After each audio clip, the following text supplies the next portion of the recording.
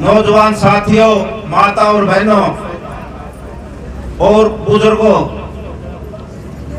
जैसा कि आज हमारा ये आंदोलन 207 दिन पार कर चुका है, लेकिन ये तानाशाही सरकार बातचीत किसानों से नहीं करते और झूठे, मैं कहूंगा कि बकाने का काम करती है।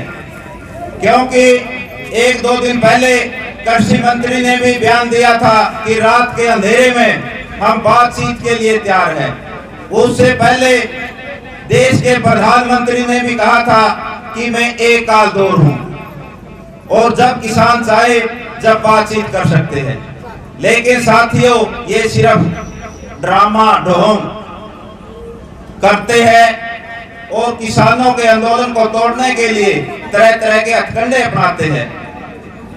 इसी कड़ी को लेकर कुछ ओछे हथकंडे सरकार ने आज भी अपनाने का काम करती है।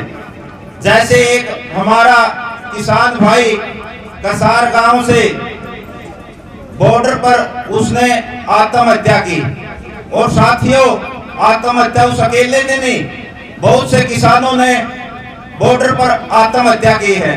तो हमारे टोल पर भी हमारे भाई सतपाल ने अपने प्राणों की आहुति दी है।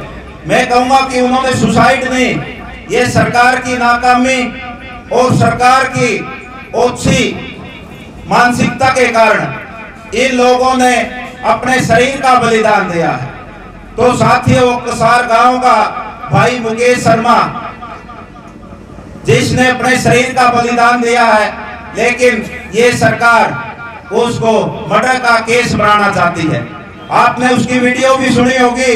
हमारे कुछ भाइयों पर झूठे मुकदमे भी दर्ज किए हैं, क्योंकि उन साथियों ने उसको बचाने का कार्य किया था। लेकिन ये सरकार की ओछी मानसिकता है और कुछ ओछी मानसिकता के लोग इस हत्या को एक राजनीतिक हत्या बनाना चाहते हैं, ताकि इस आंदोलन पर आंच आए, ये आंदोलन टूटे, इसमें जाति पाति का जहर फैले। लेकिन साथियों, संयुक्त किसान मोर्चा की तरफ से भी बयान आया था कि हमने पूरी जांच पड़ताल की है, और ये जांच का विषय भी बनता है कि पुलिस ने भी अपनी जांच करनी चाहिए। लेकिन दुर्भाग्य है, प्रदेश का मुख्यमंत्री और गृह मंत्री जांच होने से पहले ही बयान दे देते हैं कि उसकी हत्या की गई है। साथियों, ये सम्मानित पद होता है मुख्यमंत्री का और गृह मंत्री का। हम मुख्यमंत्री की और गृह मंत्री की कड़े शब्दों में निंदा करते हैं कि उसने बिना सोचे समझे जो इतनी बड़ी ये 302 का मामला है, उसमें बिना जांच के अपनी प्रतिक्रिया दी है। तो शोभा नहीं देता मुख्यमंत्री को और गृह मंत्री को इस प्रकार की प्रतिक्रिया देने का। ये एक षड्यंत्र के तहत हमारे कुछ भोले भाले किसान भाइयों को इस केस में फंसाना चाहती है। साथियों, हमने जागरूक होना पड़ेगा और सरकार की चालों को भी समझना पड़ेगा। इसलिए आपने अनुशासन से, शांति से और धैर्य से इस आंदोलन को जिस प्रकार 7 महीने से आगे बढ़ाया है, उस प्रकार अपना आंदोलन जारी रखिए। और संयुक्त किसान मोर्चा की तरफ से कुछ संदेश भी आए हैं। जैसे 26 तारीख को पूरे 7 महीने हो जाएंगे, तो हम 26 तारीख को राज्यपाल के माध्यम से राष्ट्रपति को इन तीनों काले कानूनों के लिए और एमएसपी पर हमें कानून बनाए, इसके लिए राज्यपाल को ज्ञापन भी सौंपेंगे और राज्यपाल का घेराव भी करेंगे। इसलिए साथियों, जो भी संयुक्त किसान मोर्चा की काल आए तो हमने उसी के अनुरूप कार्य करना है। और मैं ज्यादा कुछ नहीं बात करूंगा। हाँ, कल 24 तारीख को कबीर जयंती है, इसलिए हम यहाँ पर हमारे महान पुरुष संत कबीर जियों की जयंती भी मनाने का काम करेंगे।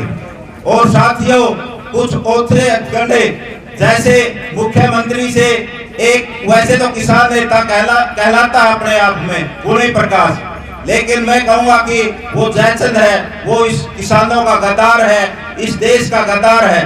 उसने मुख्यमंत्री से मिलकर ये कहा कि मैं कुरुक्षेत्र के अंदर किसानों का प्रोग्राम कराऊंगा और मुख्यमंत्री को बुलाऊंगा। लेकिन हम इस मंच के माध्यम से उस गुणी प्रकाश को भी ललकारना चाहते हैं और इस प्रदेश के मुख्यमंत्री को ललकारना चाहते हैं कि आप इस प्रकार के औचित्य कंडे अपनाना बंद कीजिए, नहीं तो किसानों का धैर्य और सब्र टूट जाएगा। और जिस प्रकार से किसान एक शांति की अपील करता है, अनुशासन से और धैर्य से आंदोलन चलाता है, आंदोलन करने का प्रजातंत्र के अंदर सभी को अधिकार है और उन अधिकारों के तहत हमने ये आंदोलन शुरू किया है। और हमारी मांग है कि इन तीनों काले कानून को वापस किया जाए, एमएसपी पर हमें कानून बना कर दिया जाए। साथियों, लेकिन ये सरकार तानाशाही और हठधर्मी बन चुकी है, इसलिए हम जब लग आंदोलन करते रहेंगे, जब लग ये काले कानून वापस नहीं हो जाते और एमएसपी पर हमें कानून मिल जाता। इसलिए मैं ज्यादा ना कहते हुए अपने वाणी को विराम देता हूं और दो नारे लगाऊंगा। संयुक्त किसान मोर्चा, संयुक्त किसान मोर्चा, छत्तीस जात का भाईचारा, तीनों काले कानून, हिंदू मुस्लिम सिख ईसाई, भारत माता की। धन्यवाद।